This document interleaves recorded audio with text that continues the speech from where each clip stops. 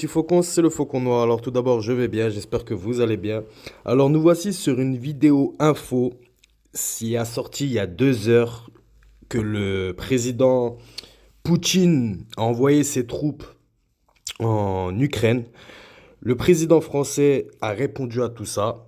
Le président ukrainien, le gouvernement ukrainien aussi a répondu. Je vous mets tout ça en espace commentaire, enfin en vidéo tout simplement. Dites-moi en espace commentaire ce que vous pensez de tout ça. Et puis c'est parti. Нет, я... Или признавать суверенитет их. А я поддержу Говорите прямо.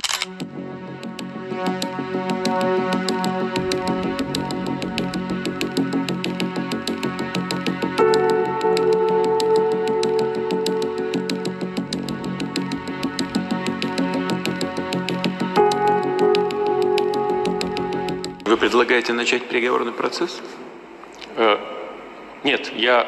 Или признавать суверенитет их. А я поддержу... Говорите прямо. Я поддержу предложение о признании... Поддержу или поддерживаю? Говорите прямо, Сергей. Поддерживаю предложение... Так и скажите, да или нет? Говорю, да. Поддерживаю предложение о вхождении Донецкой и Луганской народных республик в состав Российской Федерации. Да, мы об этом не говорим, мы этого не обсуждаем. Мы говорим о признании их независимости или нет.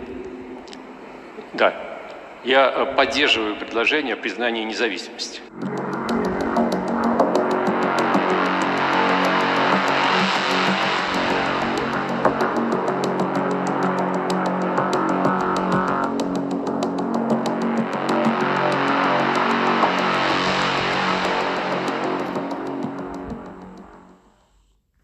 Sécurité de l'ONU, Russes et Ukrainiens se font face. Могу лишь с сожалением констатировать по итогам дня, что наши сигналы Киева о необходимости прекращения провокаций против Луганской и Донецкой народных республик не были услышаны. Le représentant de l'Ukraine laisse éclater sa colère. Well, it's a war. If we here in New York do not remember what war is, then go to the library and pull out the footage. Le secrétaire général des Nations Unies semble abattu.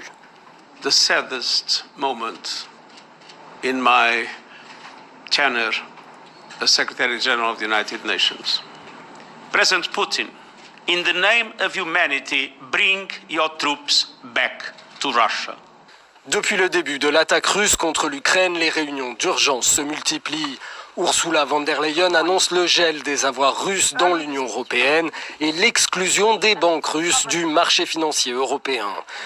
Pour le chef de la diplomatie européenne, le continent vit ses heures les plus sombres depuis la Seconde Guerre mondiale. Josep Borrell annonce des sanctions de l'UE contre la Russie, les plus dures jamais prises. Les traits tirés de celui qui n'a pas dormi de la nuit, le président Volodymyr Zelensky tente de rassurer les Ukrainiens en leur promettant la victoire.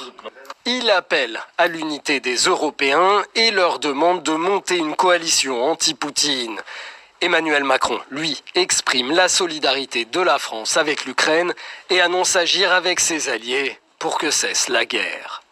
Et pourtant, Vladimir Poutine a déjà averti cette nuit qu'il répliquera à tous ceux qui interféreraient avec l'opération russe. Moscou, qui affirme ne viser que des cibles militaires, peut compter sur ses alliés. Pékin, notamment, qui affirme que le mot « invasion » est employé à tort par les Occidentaux. À la fois pour nous-mêmes comme pour la Russie, pour la sécurité de notre continent qui est indivisible, nous avons besoin de ce dialogue.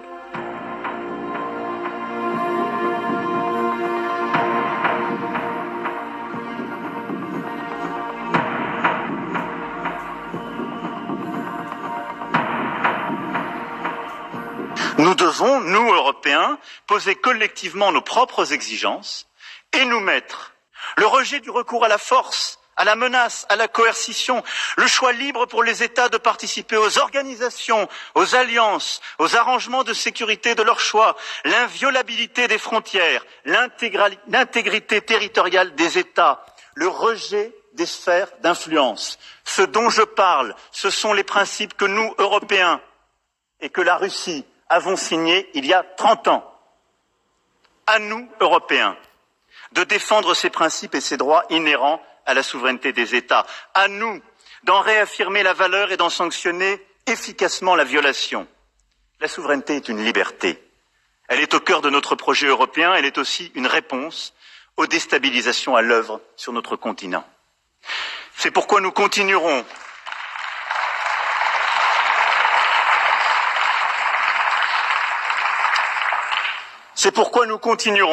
avec l'Allemagne, dans le cadre du format Normandie, à rechercher une solution politique au conflit en Ukraine, qui reste le fait générateur des tensions actuelles.